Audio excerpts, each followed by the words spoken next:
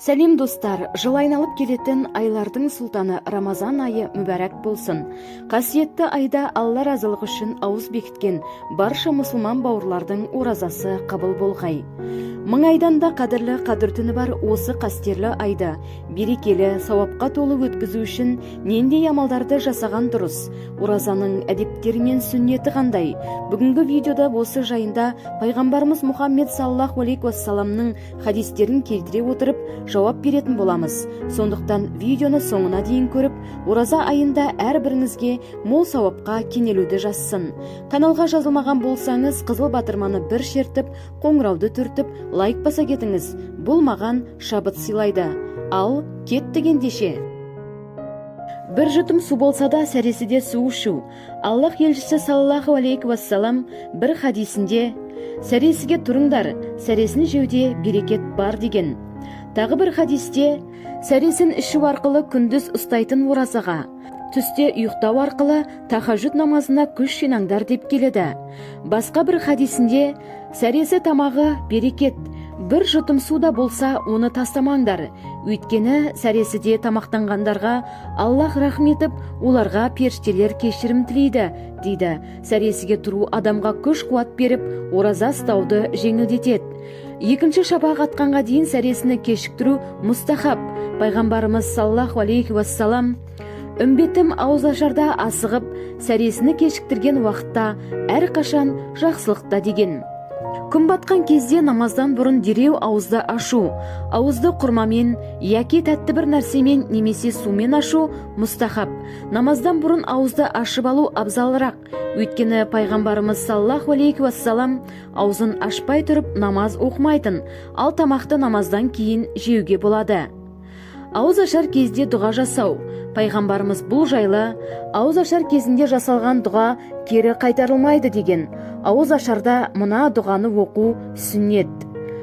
Оқылуы: Аллахумма лака сумту ва бика аманту ва алайка таваккалту ва аля ризқиха афтарту ва саумал гади мин шахри рамадана навайти фағфирли ма қаддамту ва ма ахарту.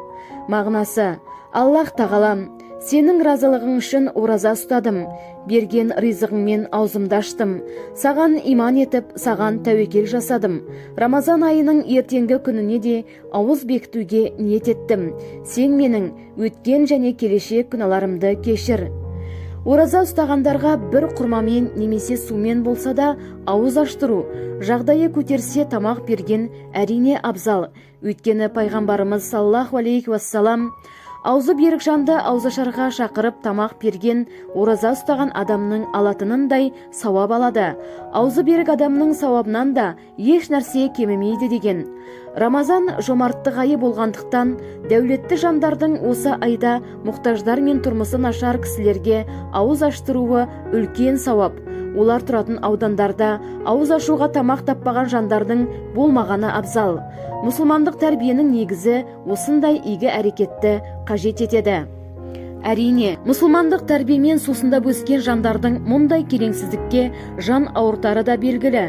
Өйткені олар өзі тоқ жатып көршісі аш ұйықтамаған адам бізден емес деген хадисті үнемі қаперде ұстайды. Таң намазы кірмей тұрып жүніптік хайыз бен нифастан тазарыну. Бұл жердегі мақсат оразаға таза күйде бастау. Оның екінші себебі аузы берік кезде жуынған жағдайда ауызға су кетіп қалып, ораза бұзылуы мүмкін. Әйел адамның түнде хайыз бен нифас қаны тоқтап, жуынбастан ертеңгі күннің оразасына ниет етіп ораза ұстауға бастаса, оразасы жарамды. Сол секілді жүніп болған кісі жуынбай тұрып ораза ұстаса, ораза жарамды. Бірақ ораза бастамастан бұрын жуынып тазарыну мұстахаб болып табылады. Тіл мен басқа ағзаларды күнәдан сақтау, өсек аяң, өтірік, ғайбат сөздерді айтпау. Негізінен жайшылық кездердің өзінде мұсылман кісі мұндай жағымсыз істерден бойын аулақ ұстау қажет. Ардақты пайғамбарымыз саллаллаху алейхи уассалам өтірік айту мен жұртты алдауын қоймаған адамның ішіп жеуді доғаруына Аллах зару емес дейді. Басқа бір хадисінде: небір ораза ұстағандар бар, оларға шөлдеу мен аштықтан басқа ешқандай пайда жоқ. Небір түнде тұрып нәпіл ғибадат еткендер бар, бірақ бұл әрекетінен ұйқысыздықтан басқа ешқандай пайда таппайды деген. Сонымен қатар, Рамазанда біреу ұрысып керіскісі келген адамға сабыр сақтап, мен оразамын деу сүннет. Абу Хурайрадан риуат етілген бір хадисте пайғамбарымыз саллаллаху алейхи уассалам, кімде-кім аузы берік болса, жаман сөз сөйлемесін, дауыс көтеріп айқай шығармасын, біреу оған тіл тигізсе, немесе онымен керіскісі келсе, оған мен оразамын десін, деп мұсылмандарды сабырлық пен әдептілікке шақырған. Құлшылық айының артықшылығын толық сезіне білу үшін бүкіл ағзаларымызға ораза ұстату қажет. Асқазанымызбен қатар көз бен құлақты харамға бітеп, Құранға тұру, қиял санамыздың өзін тек қана жақсылыққа қарай бағыттап, жаратқан иенің нығметтерін еске алу оразаның дұрыс орындалуына септігін тигізеді. Ибн Хажар аль-Асқалани кәміл әрі толық ораза күні атаулы мен Аллах тағаланың тыйым салған нәрселерінен алшақ тұру деген екен. Ілім үйрену, Құран кәрім оқу, көп салауат айту, дұға оқу және құлшылықты арттыра түсу. Бұлай құлшылық айы болғандықтан иісі мұсылман баласының көңілі құлшылыққа құмартып, уақытын көбіне зікір пікірмен, ғибадатпен өткізгені абзал. Құран оқи алатындар жоқ дегенде күніне бір пара Құран оқығаны жөн. Өйткені бұлай Құран айы. Әрі пайғамбарымыз саллаллаху алейхи уассалам мен Жәбірейіл алейхи уассалам осы айда бір-біріне Құран оқитын. Сәресімен аузашарда қомағайланбау, ораза кезінде қомағайланып, тыңқиып тойып алмаған жақсы. Өйткені оразаның негізгі мақсаты тәніміз бен рухымызды дем алдыру. Кеш батқанша нәр татпай жүріп, кеш бата салысымен аш көзілікпен қомағайлана тамақ жей беру ислам әдебіне қайшы әрі денсаулыққа зиян. Ихтикафқа кіру, мешіттен шықпай құлшылық жасау. Ораза айының соңғы 10 күнінде ихтикафқа кірудің сауабы ерекше. Өйткені ихтикаф нәпсіні тізгіндеуде ең әсерлі тәсіл.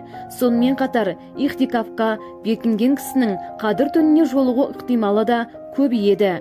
Муслим риуат еткен бір хадисте пайғамбарымыздың құлшылыққа құштарлығы ерекше күшейетін.